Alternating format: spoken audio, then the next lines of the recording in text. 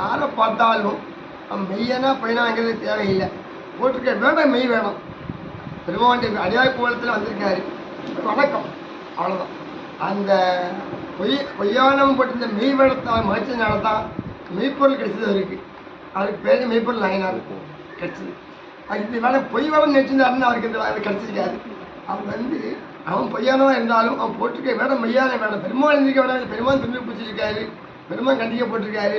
இல்லையா அந்த பெருமாள் அணிஞ்ச திருநீட்ட வெறும் பிடிச்சிருக்காரு. இவர் பெருமானாக கருதுறாரு. அதனால தான் சொல்லுவார், என்ன செய்தாலே ஒருத்தர் அவர் நான நன்னேன்ற ஒரு பொருள் இருக்குது.